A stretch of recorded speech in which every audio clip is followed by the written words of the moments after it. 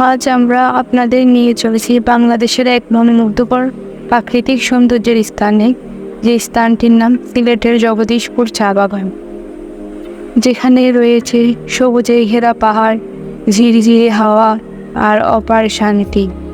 এই বাগান যেন প্রকৃতির এক অদ্ভুত আশীর্বাদ।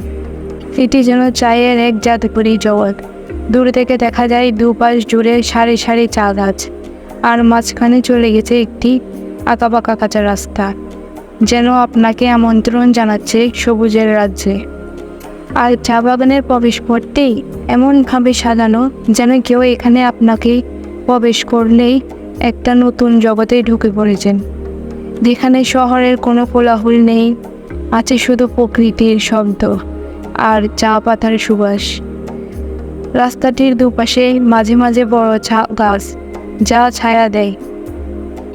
আর চা বাগানের ভিতর প্রবেশ করলেই শুনতে পাওয়া যায় পাখির ডাক, আর পাওয়া যায় পাতায় পাতায় হাওয়ার মৃদু শব্দ।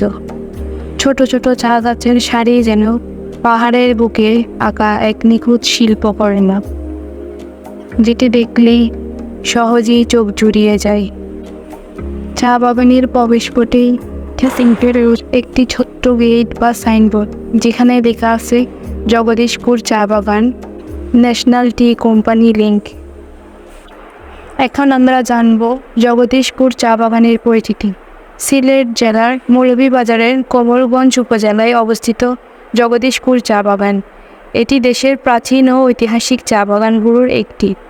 ব্রিটিশ আমলে স্থাপিত এই বাগানটি শত বছর ধরে দেশের অর্থনীতিতে গুরুত্বপূর্ণ ভূমিকা রাখছে। এখানকার প্রকৃতি, জনপদ আর চা উৎপাদন একেই করেছে অনন্য। জগদীশপুর চা বাগানের যাত্রা শুরু হয়েছিল ব্রিটিশদের হাত ধরে 1800 শতাব্দীর শেষ দিকে। তৎকালীন ভারতবর্ষে চায়ের উৎপাদন শুরু হয় মূলত ব্রিটিশদের ব্যবসায়িক প্রয়োজনে। এই অঞ্চলের মাটি, জলবায়ু ও প্রাকৃতিক পরিবেশ চা চাষের জন্য একদম উপযোগী।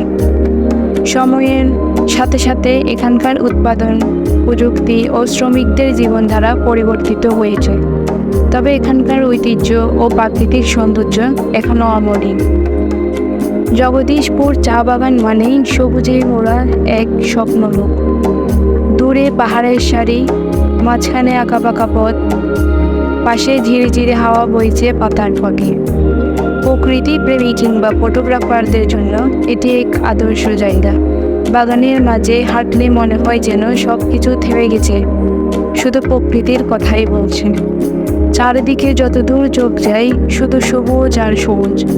ছোট ছোট চা গাছের সারি যেন পাহাড়ের বুকে আঁকা এক নিখুঁত শিল্পকর্ম। বাতাসে ভেসে আসে চা পাতার মিষ্টি ঘ্রাণ, আর পাখির কিচিরমিচিরে ভরে ওঠে পুরো পরিবেশ। সূর্য যখন ঢলে পড়ে পশ্চিমে, তখন সোনালি রোদে ঝিলমিল পড়ে পাতার ফাঁকে ফাঁকে। জগদীশপুর চা বাগান শুধু একটি স্থান নয়, এটা প্রকৃতির এক সজীব কবিতা, যেটা হৃদয়ে গেঁথে যায় চিরকালের জন্য। চা বাগানের ভিতরেই শ্রমিকদের জন্য তৈরি করা হয়েছে ছোট ছোট কলোনি বা শ্রমিক পল্লী। প্রতিটি পরিবারে থাকে একটি বা দুটি ছোট ঘর, যেগুলো সাধারণত টিনের ছাউনি, মাটির বা পাকা দেওয়াল এবং সিমেন্টের মেঝে দিয়ে তৈরি। ঘরগুলো পাশাপাশি লাইন ধরে তৈরি, যেন একটি ছোট গ্রামের মতোই দেখতে। ঘরের সামনে থাকে ছোট বাগান, কখনো কখনো হাঁস, মুরগি বা গরু ছাগলও দেখা যায়। এই ঘরগুলোতে বিদ্যুৎ থাকলেও অনেক সময় প্রাণী ও পয় নিষ্কাশন ব্যবস্থা পর্যাপ্ত থাকে না।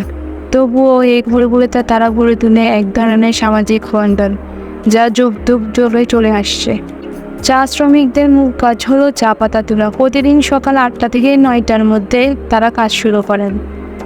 বিশেষ করে নারীরা চা পাতা তোলায় বেশি জড়িত।